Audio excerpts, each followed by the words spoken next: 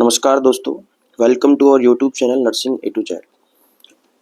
Child health nursing में हम पहले ही बहुत सारे टॉपिक्स कवर कर चुके हैं। आज का हमारा एक और इम्पॉर्टेंट टॉपिक है जिसका नाम है ब्रेस्ट फीडिंग। ब्रेस्ट फीडिंग से बहुत सारे क्वेश्चंस काफ़ी सारे एग्जाम्स में देखने को मिलते हैं और ब्रेस्ट फीडिंग का पूरा पोस्टमार्टम आज करने की कोशिश रहेगी, तो तब तक जुड़े रहिए हमारे चैनल के साथ। चलिए लेते हैं समय ज़्यादा वेस्ट ना करते हुए पहला क्वेश्चन है the process of breast feeding is known as. देखिए बहुत ही सिंपल क्वेश्चन है ये। तो ब्रेस्ट फीडिंग का जो प्रोसेस है उसको हम क्या कहते हैं? ब्रेस्ट फीडिंग का जो प्रोसेस है उसको देखिए, आपने सुना होगा कि हम बोलते हैं लैक्टेटिंग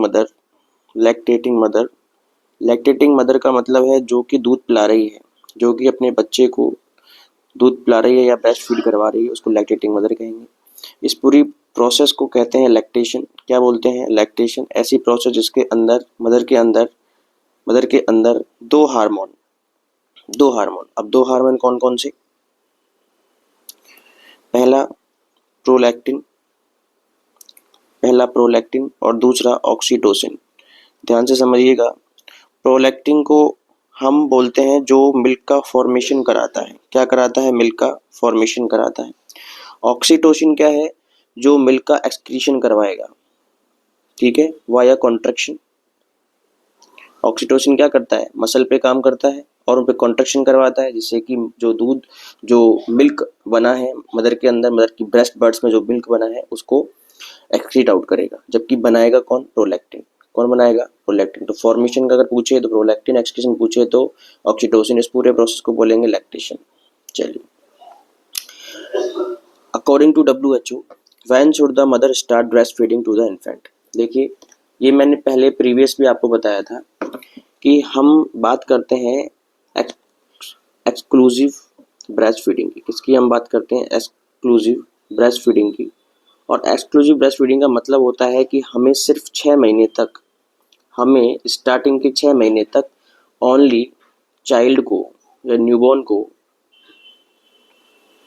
को सिर्फ और सिर्फ मिल्क पर ही, कौन से मिल्क पर? ब्रेस्ट मिल्क पर ही उसको रखना है। हमें कोई भी हम उसको एडिशनल फीड नहीं देंगे। क्या नहीं देंगे? एडिशनल फीड नहीं देंगे। इसको एक्सक्लूसिव ब्रेस्ट फीडिंग कहते हैं। और ये स्टार्ट हो जाती है विद इन 30 मिनट्स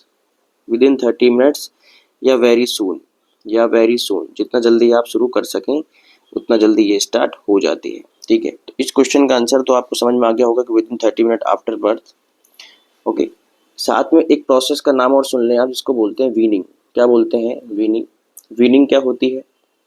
वीनिंग का मतलब होता है आफ्टर 6 मंथ हम क्या करते हैं? कुछ एडिशनल फूड ऐड कर देते हैं उसमें, ऐड कर देते हैं विद मिल्क, ठीक है।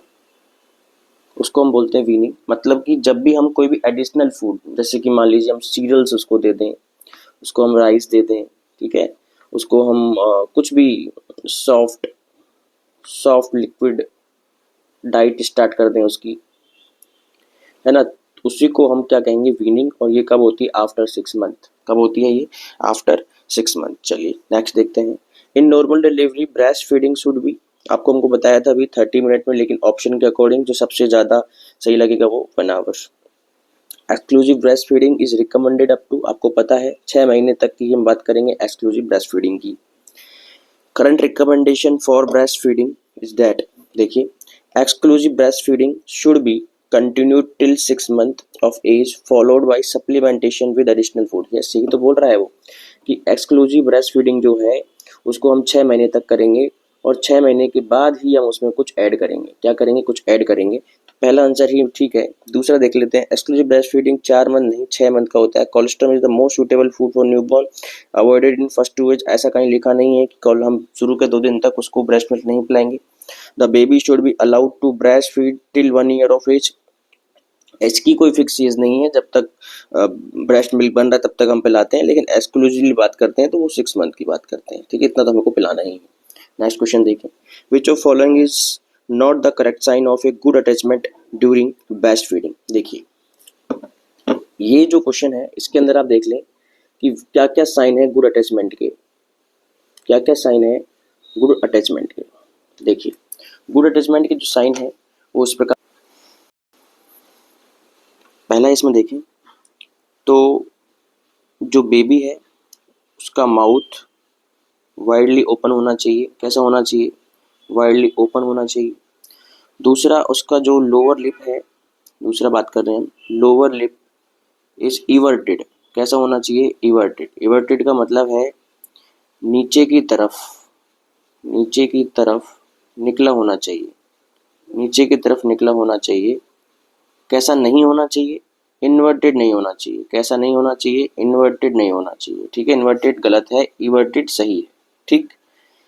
तीसरा अगर देखें तो उसकी चिन है, उसकी जो चिन है, chin should be touch to breast. ठीक है, उसकी चिन जो है वो चिन ब्रेस्ट को टच करनी चाहिए। चौथा, मोर अरियोला, निप्पल के आसपास वाला part areola visible at upper side of breast, upper side of breast as compare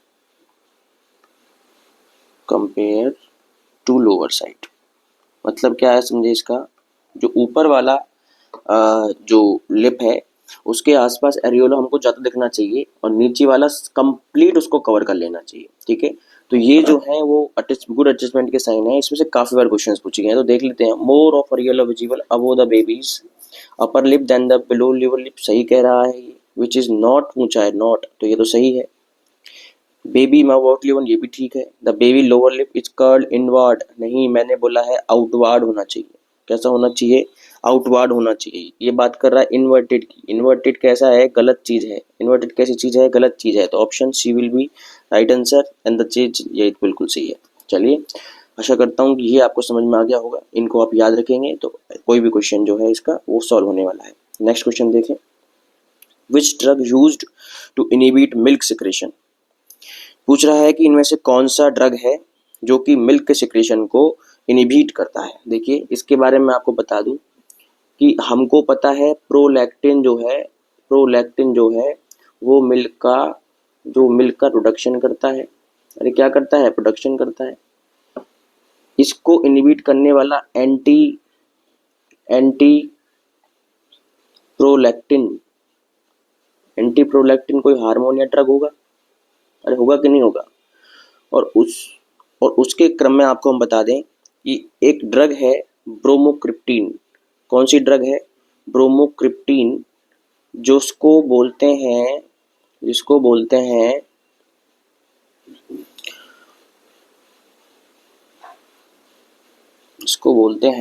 dopamine. क्या बोलते हैं उसको? उसको बोलते हैं डोपामाइन। ये जो डोपामाइन है, ये जो डोपामाइन है, इस डोपामाइन को बोलते हैं anti PIH, prolactin inhibiting hormone. क्या बोलते हैं? Prolactin inhibiting hormone. पूरा लिख देते हैं इसको, प्रोलैक्टिन इनहिबिटिंग हार्मोन। ठीक है, ये किस पे काम करती है? ये किस पे काम करती है? प्रोलैक्टिन पे काम करती है। और अगर ये प्रोलैक्टिन को इनहिबिट करेगी तो क्या मिल्क का सिक्रेशन हो पाएगा? क्या नहीं हो पाएगा? अरे हो पाएगा क्या? नहीं हो पाएगा। इसी से दूसरा क्वेश्चन ये भी बन जाता है कि ब्रोमोक्रिप्टीन को हम कौन सी बीमारी में देते हैं ब्रेस्ट मिल्क से रिलेटिव करके? तो एक बीमारी है जिसमें हो जाता है हाइपर प्रोलैक्टिनेमिया।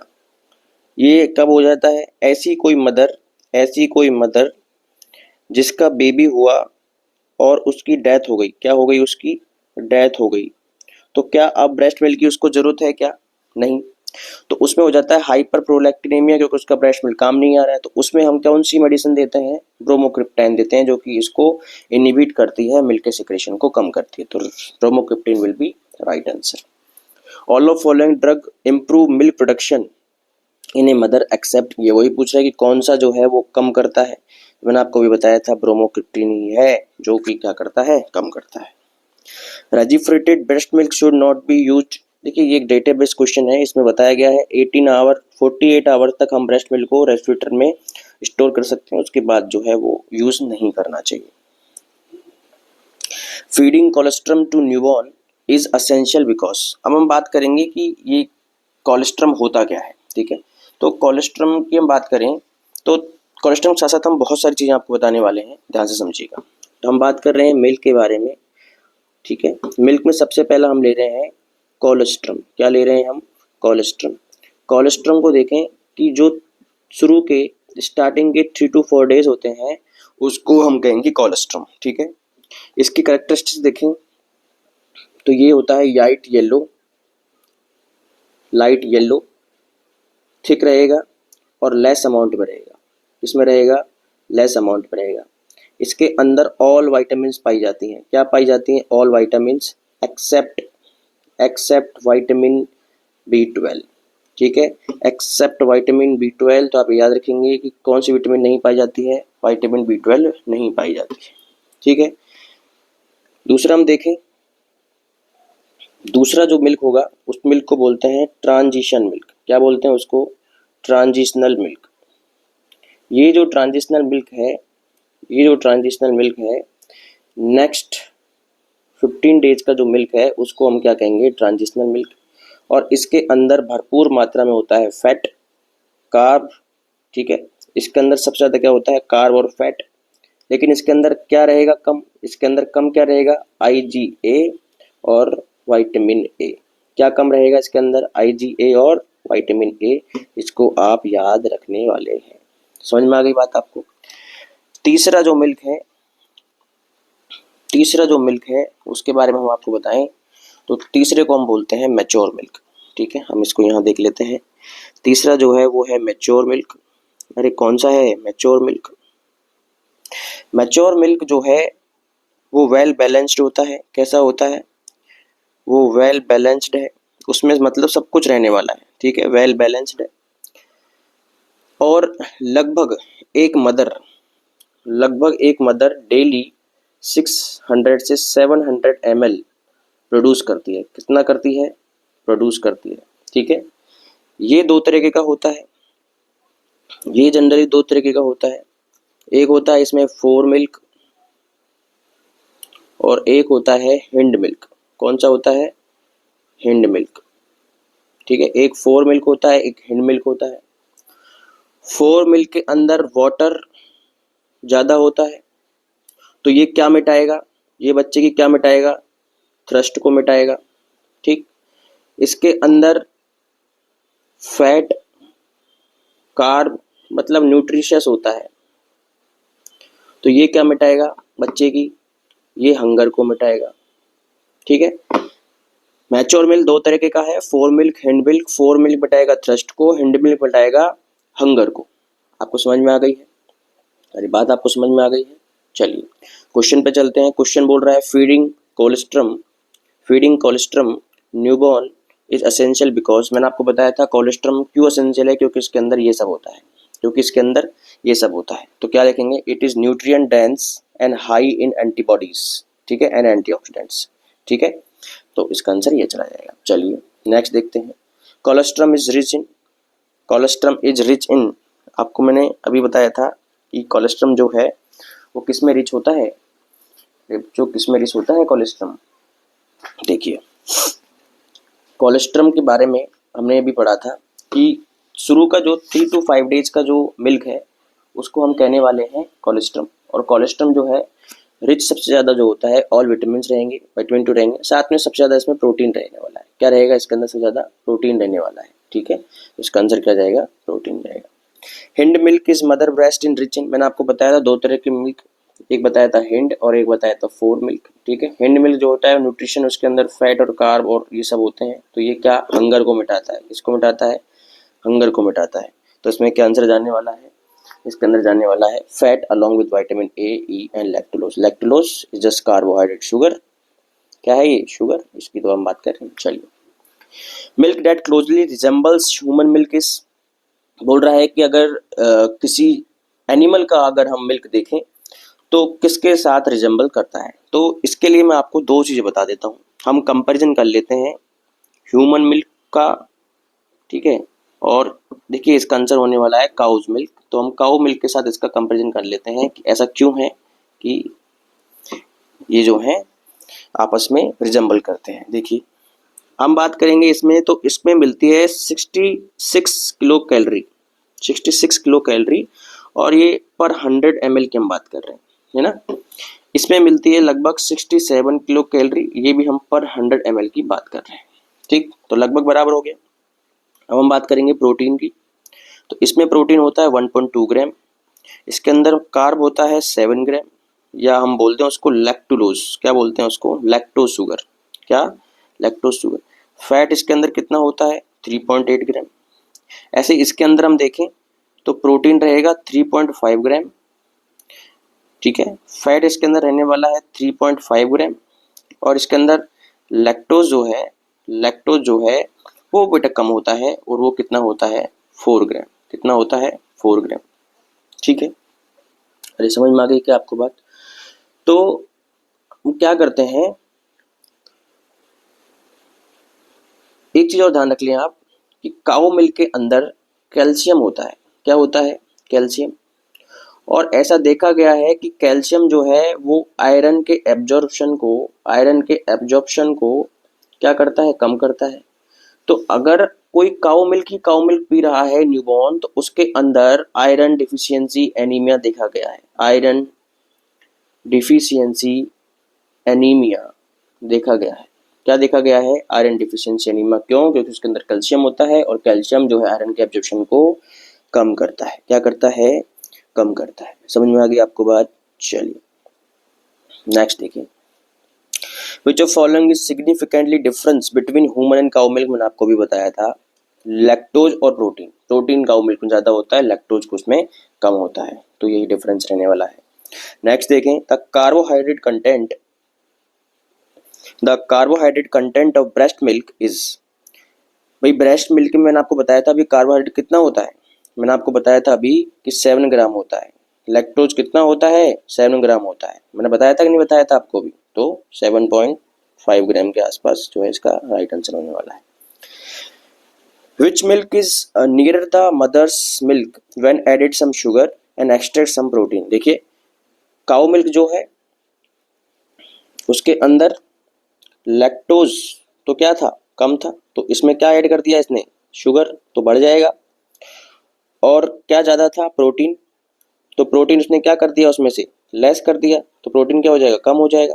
तो ये बराबर किसके आ जाएगा, ब्रेस्ट मिल्क के। अरे किसके आ जाएगा, ब्रेस्ट मिल्क के, यही तो बात कर रहा है।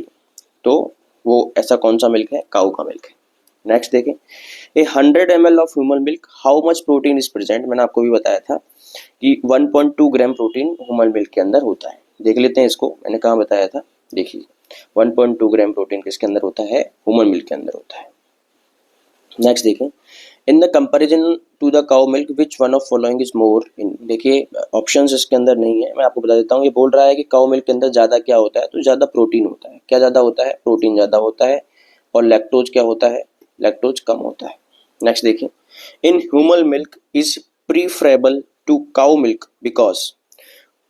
देखिए ये बोल रहा है कि हम ह्यूमन मिल्क की जगह काउ मिल्क को प्रेफर कर रहे हैं, या काउ मिल्क की जगह हम ह्यूमन मिल्क को प्रेफर कर रहे हैं, क्यों। Human milk has known laxative effect. Human milk has more calories per ounce. Human milk has greater mineral content. और लास्ट बोल रहा है ये human milk offers great immunological effect. देखिए मैंने आपको ह्यूमन मिल्क के बारे में सारी चीज़ें भी बताई थी, और उसमें आप समझ गए होंगे कि ह्यूमन मिल्क जो है उसके अंदर देखिए आप, काऊ मिल्क जो है तो काऊ मिल्क के अंदर हमको प्रोटीन ज़्यादा ही मिल रहा है, ठीक है, लैक्टोज भी ठीक ठाक मिल रहा है, फैट भी ज़्यादा ही मिल रहा है, सब चीज़ ज़्यादा है। लेकिन हमें न्यूबॉर्न में इम्पॉर्टेंट अभी इम्यूनिटी की है, लेकिन हमें इम्यूनिटी की और एंटीबॉडी हमें ज़्यादा किस में मिलेंगी, अरे किस में मिलेंगी, ब्रेस्ट मिल्क में मिलेंगी, ठीक है।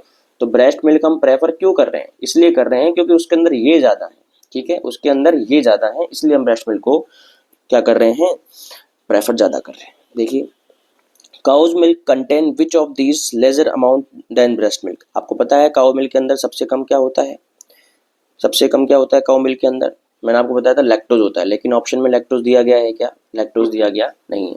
तो दो डाटा और आप इसमें ऐड कर लें कि काउ मिल्क में कम क्या होता है। देखिए मैंने आपको बताया था काउ मिल्क में कैल्शियम ज़्यादा होता है, ठीक है। तो जहाँ कैल्शियम ज़्यादा रहेगा वहाँ आयरन कैसा रहेगा, कम रहेगा। क्या रहेगा, आयरन कम रहेगा, क्योंकि कैल्शियम जो है इसके एब्जॉर्प्शन को क्या कर देता है, एब्जॉर्प्शन क्या कर देता है, कम कर देता है।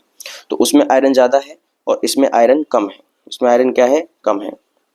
जबकि हम बात करें ये ह्यूमन मिल्क को लिख लेते हैं, इधर इधर लिख लेते हैं काउज मिल्क को, ठीक है। और यहाँ हम बात कर लेते हैं सोडियम की। तो सोडियम इसमें होता है 15 mg/dl और इसमें सोडियम होता है 60 mg/dl। कितना होता है, 60 mg/dl। कैल्शियम की बात करें तो इसमें होता है 35 mg/dl और इसके अंदर होता है 120 mg/dl। ठीक है, समझ में आ गया आपको बात। तो यहाँ इसमें कौन सा आंसर जाने वाला है, अपना आयरन। नेक्स्ट देखें, vitamin present in low level in breast milk. ऐसी कौन सी विटामिन है जो लो कम होती है, मैंने आपको पहले ही क्वेश्चन में बताया था कि विटामिन B12 जो है, सारे विटामिन होती हैं लेकिन विटामिन B12 नहीं होती है, ये कम होती है। Which is not excreted in breast milk, which is not excreted in breast milk. ये पूछ रहा है कि इनमें से ब्रेस्ट मिल्क में कौन सी चीज़ नहीं होती है। ठीक है, देखिए जनरली मैं आपको बताऊं तो ह्यूमन मिल्क के अंदर या ब्रेस्ट मिल्क के अंदर एक चीज़ है, एक ही इलेक्ट्रोलाइट है, जो एक ही मिनरल है जो कि नहीं एक्सट्रेट किया जाता है, उसका नाम है आयरन। और सारे के सारे होते हैं, मैंने आपको सोडियम भी बताया, हम कैल्शियम भी बताया, जिंक भी होता है, फास्फोरस भी होता है, लेकिन आयरन नहीं होता है। ठीक है, इसीलिए ये जो आयरन है ये ही इसका क्या होने वाला है, राइट आंसर होने वाला है। Breast milk is rich in all except, breast milk जो है वो रिच है सब चीज़ों में, में नहीं है ब्रेस्ट मिल्क। ठीक है, तो इसमें वो पूछ रहा है कि कौन सी चीज़ सबसे कम है। देखो लैक्टोज मैंने आपको बताया, तो वो तो उसमें काउ मिल्क ज़्यादा है, 7.7 ग्राम थी। ठीक है, ये फैट होती है, फैट भी उसके अंदर कितना था, 3.8 ग्राम। ठीक है, वो भी उसके अंदर ज़्यादा थी। सोडियम मैंने आपको बताया था कितना होता है, 15। कितना होता है, 15, जो कि काउ मिल्क से क्या है, कम है। क्या है, कम है। काउ मिल्क में कितना होता है, 60। कितना होता है, 60। और लैक्टोएल्बुमिन ये एक तरह प्रोटीन है, प्रोटीन भी इसके अंदर रहता है 1.2 ग्राम। तो सोडियम सबसे कम होता है, इनमें सबसे कम क्या है, सोडियम है, सिर्फ 15 mg है, जबकि और सब कितने हैं, सब ग्राम्स में है।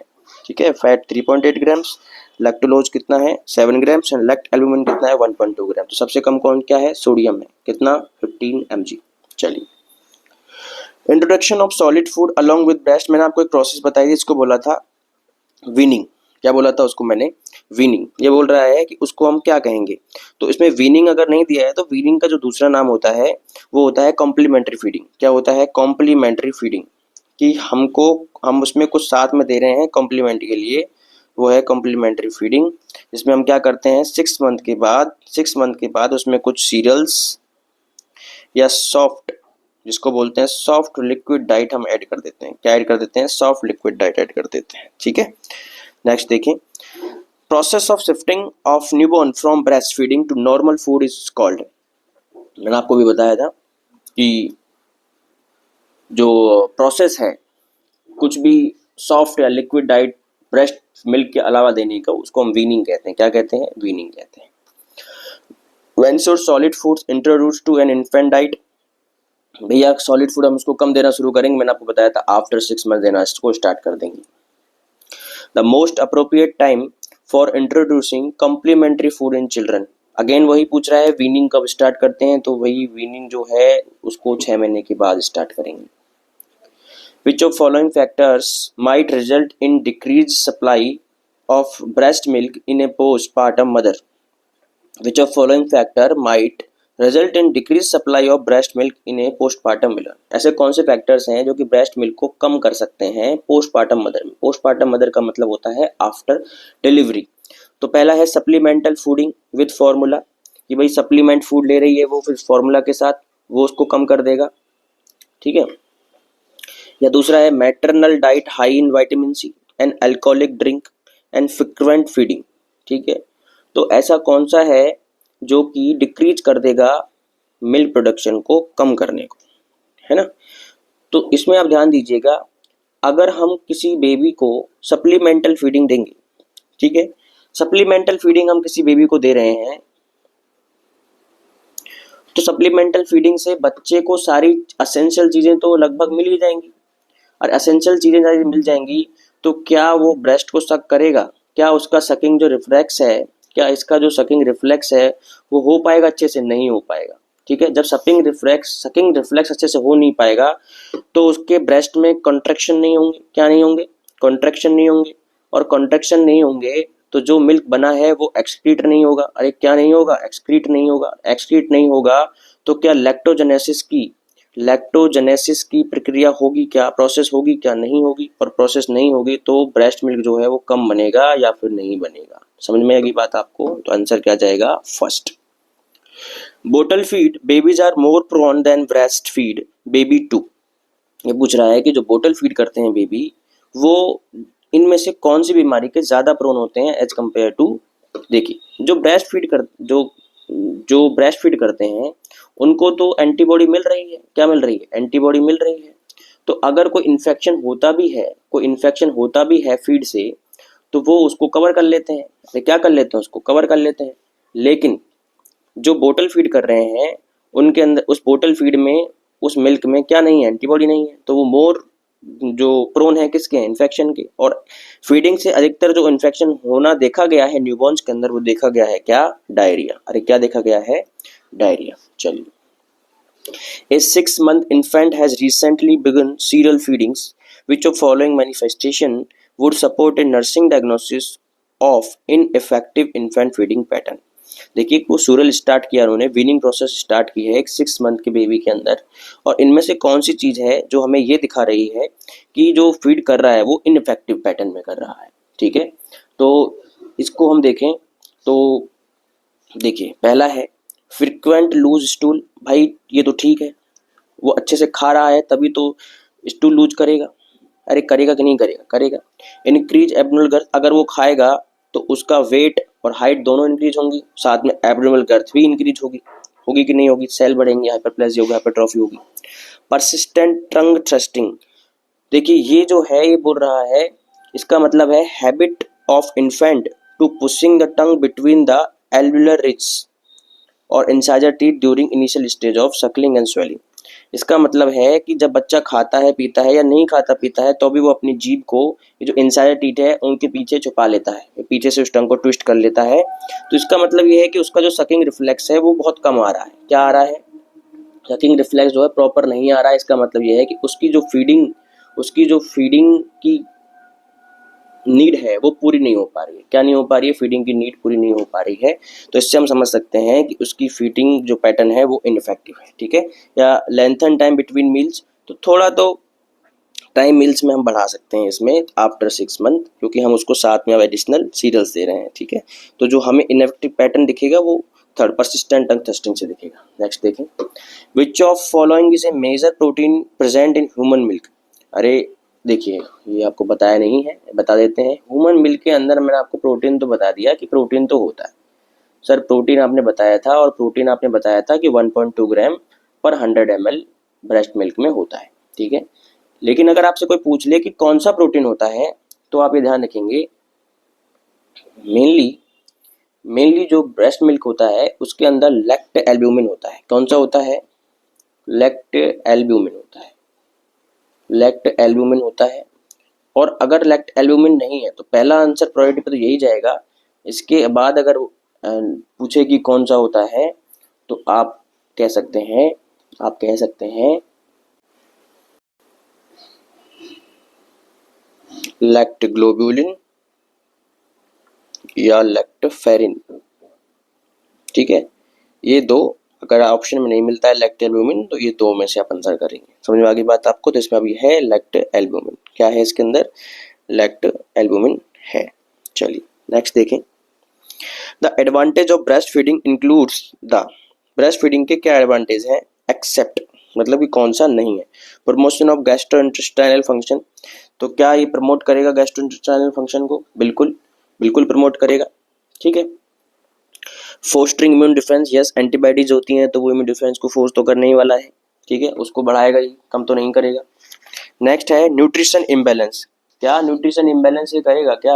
अरे हम ब्रेस्ट फीड देते ही इसलिए हैं कि न्यूट्रिशन इम्बैलेंस ना हो।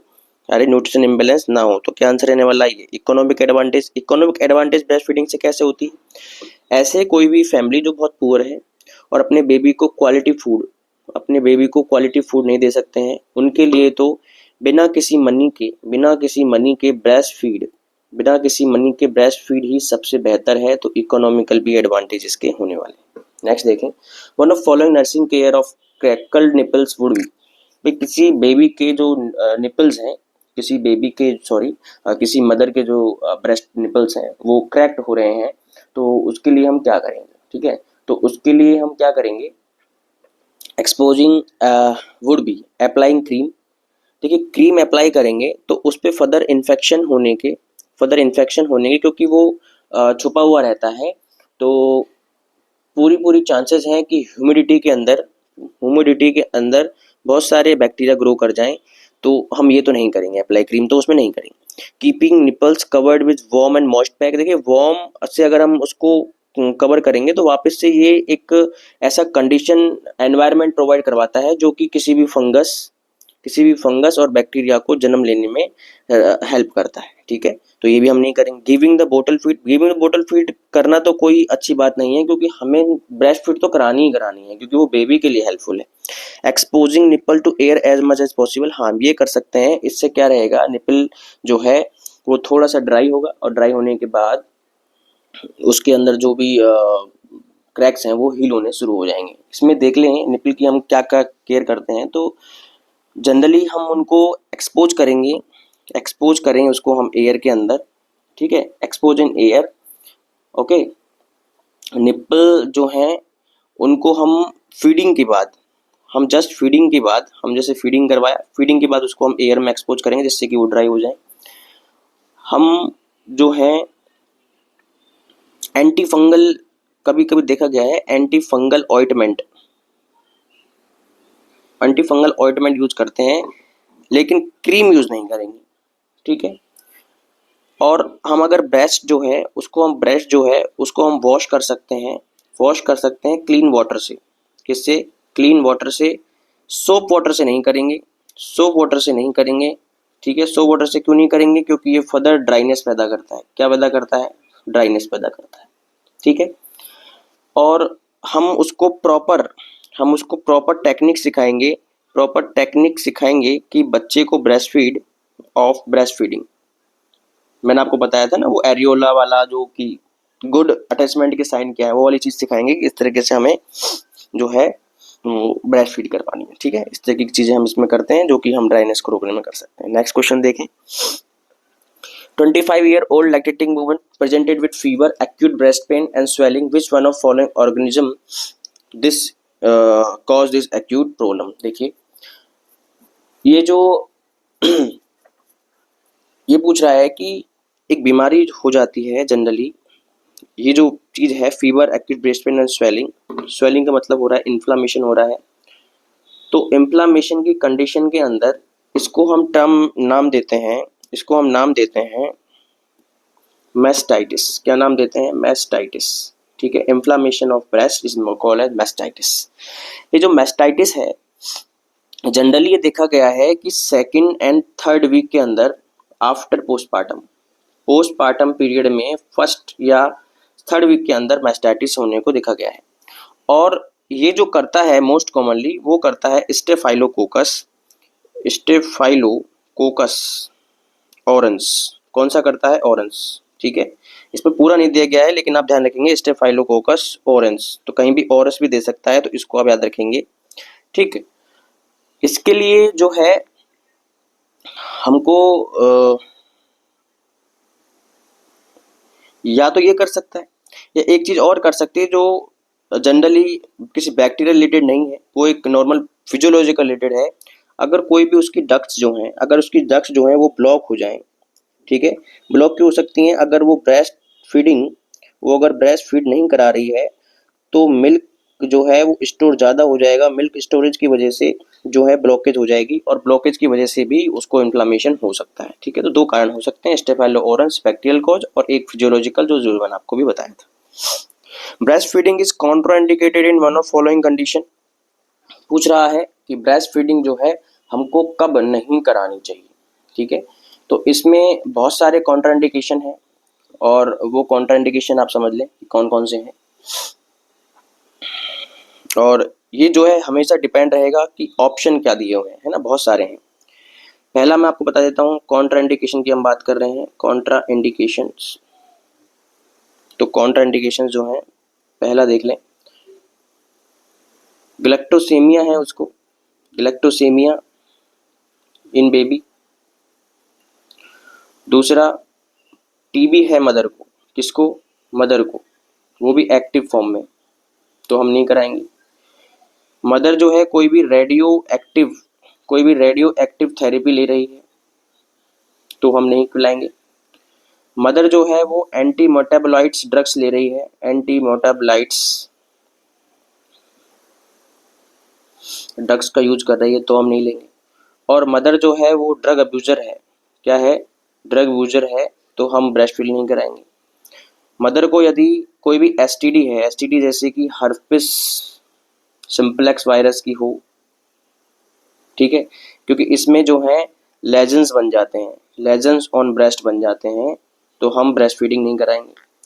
7, उसको हेपेटाइटिस सी हो, क्या हो, हेपेटाइटिस सी हो, ठीक है, हेपेटाइटिस सी जो है वो भी अगर कंडीशन है तो हम जो है नहीं पिलाएंगे, ठीक है। इसके लिए एक छोटा सा न्यूमेरिक बना रखा है, real, R for radioactive, ergot derivatives मतलब मेटाबोलाइट्स में आते हैं, एक्टिव टीबी, क्या, एक्टिव टीबी, और ग्लैक्टोसेमिया, ठीक है। चलो, दूसरा और भी कोई है, जैसे कि एचआईवी हो, अगर मदर को एचआईवी हो तो भी हम ब्रेस्ट फीड को क्या करेंगे, नहीं पिलाते हैं। लेकिन इसके बारे में आप एक चीज़ समझ लें, एचआईवी मदर जो होती है, दो तरह की चीज़ें हम करते हैं, या तो वो एक डेवलप्ड कंट्री में है, डेवलप्ड कंट्री, और एक होता है डेवलपिंग कंट्री। WHO ने दो तरीके की चीज़ें इसमें दी हैं, तो उससे भी क्वेश्चन पुटअप हो सकता है नॉट से जैसे एग्जाम्स में, तो वो देख लें आप। डेवलप्ड कंट्री जो है वहाँ तो इसमें बिल्कुल मना कर रखा है कि no breast feeding, no breast feed. लेकिन डेवलपिंग कंट्री के अंदर ब्रेस्ट फीड जो है एचआईवी मदर में अलाउ कर रखा है, क्या कर रखा है, अलाउ कर रखा है, ठीक है। क्योंकि यहाँ तो स्टोरेज के फुल इंतजाम किए हैं, लेकिन डेवलपिंग कंट्री में अधिकतर ब्रेस्ट फीड जो है ब्रेस्ट फीड बैंक जो है वो अवेलेबल नहीं है, ठीक है, इसलिए यहाँ अलाउ कर रखा है, यहाँ अलाउ नहीं कर रखा है, तो ये चीज़ आप ध्यान रखेंगे। समझ में आ गई आपको बात, चलिए। The nurse should teach the client that breastfeeding is always contraindicated with, मैंने आपको अभी बताया था कि कोई भी ऐसी चीज हो इन्वर्टेड निप्पल में कॉन्ट्राइंडिकेटेड नहीं है, वो एक गुड अटैचमेंट का साइन नहीं था। ऐसा नहीं है कि उसमें हम मना ही कर देंगे कि भैया इन्वर्टेड निप्पल है तो हम पिलाएंगे नहीं, ऐसा नहीं है। हर्पिस जेनेटिला ये जेनेटल्स में होता है, ब्रेस्ट में इसका कोई भी देखने को नहीं मिला है, तो इसको में भी हम नहीं करेंगे। मैस्टाइटिस ये इन्फेक्शन है, ये इन्फ्लामेशन है ब्रेस्ट का, ठीक है, तो इसमें कोई भी बैक्टीरिया हो सकता है, इससे पहले ऑरेंज हो सकता है जो फर्दर बच्चे में कोई भी डिजीज कर सकता है, तो हम मैस्टाइटिस के अंदर ब्रेस्ट फीड नहीं कराएंगे। A nurse plan to teach a postpartum mother to prevention of breast engorgement. Which of following measure would be nurse include in her teaching plan? ठीक है, हम breast एंगोर्जमेंट, blood swelling, fever, mastitis की बात कर रहा है, हम उसको सबसाइड करना चाहते हैं, तो उसके लिए हम क्या टीचिंग प्लान देंगे? Breast feed the neonate at regular intervals, decrease the intake of fluid during the first 24 to 48 hours, massage breast vigorously before feeding, use nipple shield while feeding. देखिए, अगर मैंने आपको दूसरा चीज बताई थी कि अगर उसकी डक्ट ब्लॉक हो गई तो क्या हो सकता है, ब्रेस्ट का एंगोर्जमेंट हो सकता है, ब्रेस्ट में स्वेलिंग आ सकती है। तो हम क्या करेंगे कि हम जो मिल्क बन रहा है उसको रेगुलरली इंटरवल से उसको बाहर निकालना चाहेंगे, तो हम उससे कहेंगे कि भैया ब्रेस्ट फीड करो न्यूनेट को रेगुलर इंटरवल पे। तो आंसर तो इसका सही कौन सा हो गया, पहला। दूसरा देखें, डिक्रीज इंटेक ऑफ फ्लूइड, ऐसा तो नहीं है, इससे तो उसको डिहाइड्रेशन हो जाएगा। तीसरा, मसाज विग्रसली नहीं करना है, विग्रसली करने से तो और स्वेलिंग बढ़ जाएगी। निपल सील लगाना कोई अच्छी बात नहीं है, इससे जो बच्चे का सकिंग रिफ्लेक्स है वो कम होने वाला है, तो हम जो सील्ड है उसका यूज नहीं करेंगे। नेक्स्ट देखें, all of following are measured during the postpartum period to prevent engorgement of breast. इनमें से जो सारे मेजर्स हैं वो सारे के सारे प्रिवेंट करते हैं एंगोर्जमेंट को, एक्सेप्ट ऐसा कौन सा है जो नहीं करता है? कोल्ड फॉर्मेशन, क्या नहीं करता है? Cold formation. दूसरा है वियरिंग सपोर्टिव ब्रा। तीसरा है expression of surplus breast milk. Early and frequent breast feeding. देखिए कोल्ड फॉर्मेशन मतलब कोल्ड थेरेपी जो है वो एंगोर्जमेंट को कम नहीं करती। ऐसा कहीं नहीं देखा गया है कि कोल्ड थेरेपी लगाने से उसको कम हो गया हो, ठीक है। यस, ये देखा गया है कि इससे ब्रेस्ट को सपोर्ट मिलता है जो कि एंगोर्जमेंट को कम करता है। एक्सप्रेशन अगर हम करते हैं, ब्रेस्ट मिल्क अगर बेबीज तक नहीं कर रहा है तो हम खुद से एक्सप्रेसिव ब्रेस्ट मिल्क को निकलवा दें तो भी देखा गया है कि एंगोर्जमेंट ऑफ ब्रेस्ट जो है वो कम हो जाता है, क्योंकि हम डक्ट को क्या कर रहे हैं, क्लियर कर रहे हैं। Early and frequent breast feeding, yes, regular interval पे अगर ब्रेस्ट फीडिंग करेंगे तो डक्ट में कोई ब्लॉकेज नहीं आएगा और एंगोर्जमेंट कम होने वाला है। चलिए नेक्स्ट देखें। The baby friendly hospital initiative was launched jointly. ये बात कर रहा है बीएफएचआई। बीएफएचआई एक डब्ल्यूएचओ के जो बीएफएचआई है उसका एक तो आप सबसे पहले एक बार एक क्वेश्चन पूछा गया था, बीएचएफआई की फुल फॉर्म क्या है।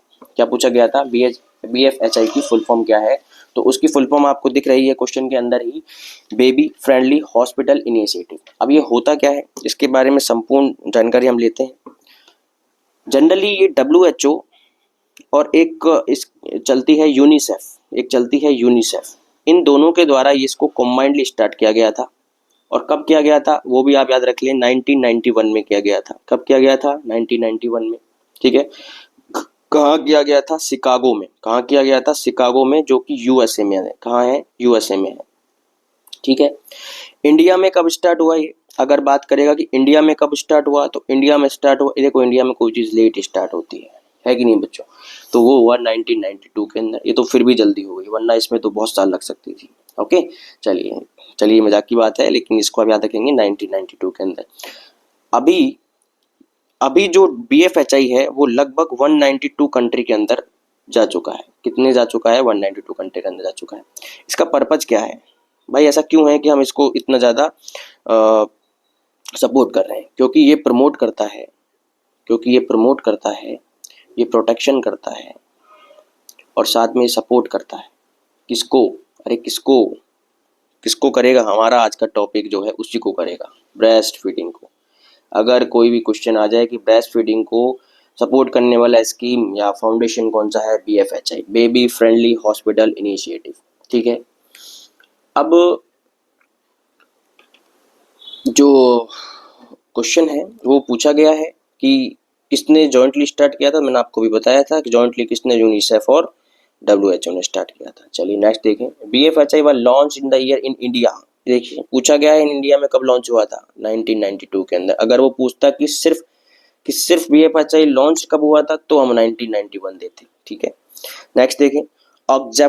Objective function of BFHI. Objective function क्या है बीएफएचआई की, मैंने आपको बताया था, प्रमोट करता है ब्रेस्ट फीडिंग को। किसको प्रमोट करता है, ब्रेस्ट फीडिंग को प्रमोट करता है।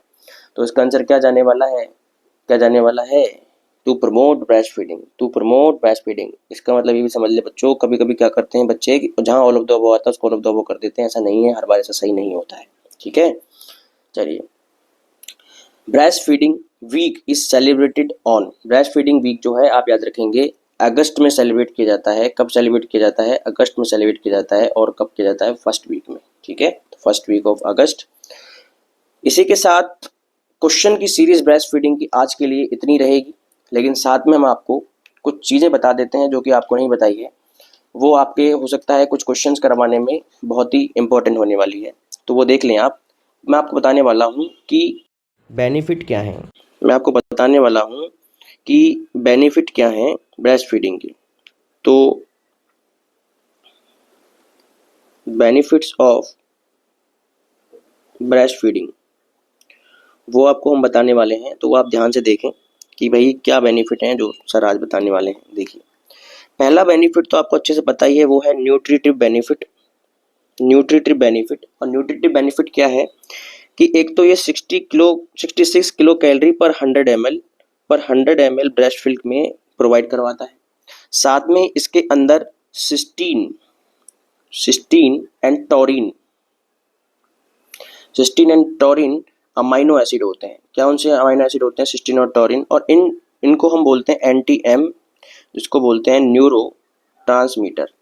न्यूरोट्रांसमीटर की तरह ये काम करते हैं। तो अगर ये ऐसा काम करते हैं तो क्या काम करेंगे, ये बच्चे का ब्रेन डेवलपमेंट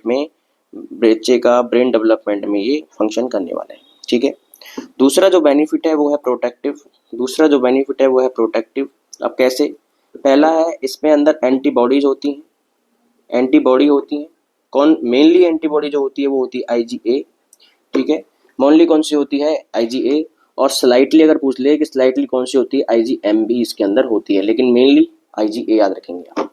दूसरा, इसके अंदर बाइफाइडस फैक्टर्स होते हैं। बाइफाइडस फैक्टर्स क्या है? देखें, बाइफाइडस फैक्टर्स जो हैं ये ग्रोथ को प्रमोट करते हैं। किसको प्रमोट करते हैं? ग्रोथ को। ऐसे फैक्टर्स जो ग्रोथ को प्रमोट करें उनको बाइफाइडस फैक्टर कहते हैं, ठीक है। जैसे कि एग्जाम्पल अगर मैं दूं तो एक होता है डी ग्लूकोसेमाइन। ये डी ग्लूकोसेमाइन जो है ये इंटेस्टाइन के अंदर विटामिन के को प्रमोट करेगा। किसको प्रमोट करेगा? विटामिन के को, ठीक है। ये प्रमोट विटामिन के को कैसे करता है? ये बढ़ा देता है लैक्टोबैसिलस को। किसको बढ़ा देता है? लैक्टोबैसिलाई बैक्टीरिया को बढ़ा देगा, और साथ में बढ़ा देगा इकोलाई को। किसको कर देगा? इकोलाई, ठीक है। चलो, तीसरा हम देखें तो ये इमोशनल बेनिफिट देता है। क्या देता है? देखो, अगर ब्रेस्ट फीड कोई बच्चा करता है तो अपने मदर के पास आएगा तो इमोशनल अटैचमेंट ज़्यादा होगा। चौथा, इकोनॉमिकल। क्या है? Economical for family.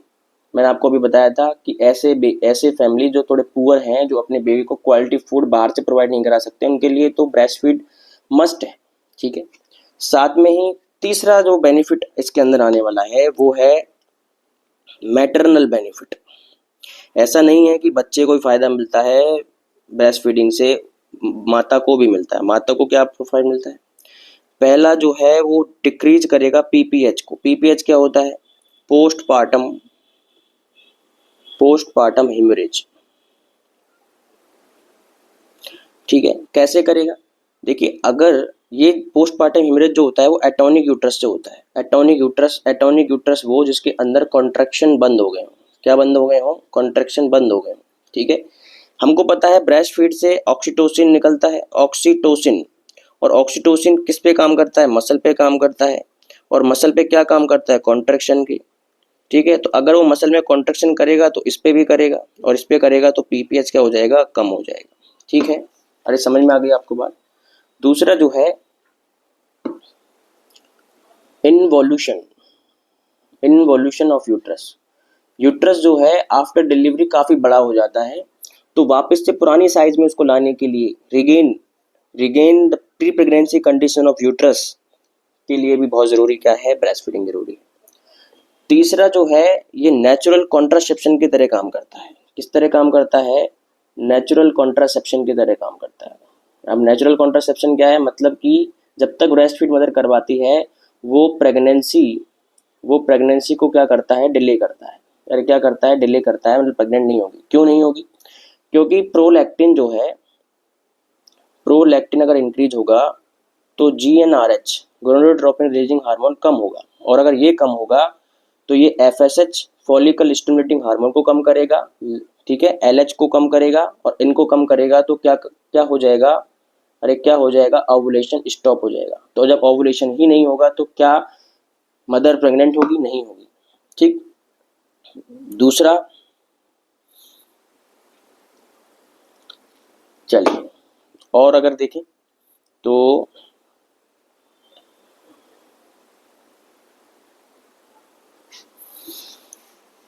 पांचवा जो बेनिफिट है वो है ये करता है reduce chances of breast cancer. अगर कंटिन्यूस ब्रेस्ट फीडिंग चल रही है तो ये ब्रेस्ट कैंसर के चांसेस को कम करेगा। साथ में ये ओवेरियन कैंसर को भी कम करता है। किसको कम करता है? ओवेरियन कैंसर को भी कम करता है, ठीक है। ये डाटा बेस्ड है, जैसे WHO ने डाटा दिया है कि जहाँ ब्रेस्ट फीडिंग मदर रेगुलर करवाती है उनमें ब्रेस्ट कैंसर होने के चांसेस कम हो जाते हैं, और साथ में ही ओवेरियन कैंसर के चांसेस भी कम हो जाते हैं। अरे समझ में आ गई क्या आपको बात? चलिए, साथ में मैंने आपको बताया था कि कॉन्ट्रा इंडिकेशन क्या है ब्रेस्ट मिल्क के। कॉन्ट्रा इंडिकेशन ब्रेस्ट मिल्क के मैंने आपको बताया था, रियल से आप इसको याद रख सकते हैं, मेन लीनिंग से क्वेश्चन आ जाता है। तो आर का मतलब तो हो गया है रेडिएशन थेरेपी। क्या मतलब हो गया है? Radiation therapy. ई से हो गया है इर्गोट एल्कलॉइड्स, कीमोथेरेपी जिसमें चलता है इर्गोट एल्कलॉइड्स, ठीक है। ये हो गया एंटी मेटाबोलाइट्स, और L4 हो गया लिथियम थेरेपी। मतलब अगर किसी मदर को लिथियम चल रहा है तो भी हम क्या करेंगे, इसको नहीं देंगे, तो इसको याद रखेंगे। साथ में हेपेटाइटिस बी अगर मदर को है, HIV अगर मदर को है तो भी हम इसको नहीं देंगे, ठीक है।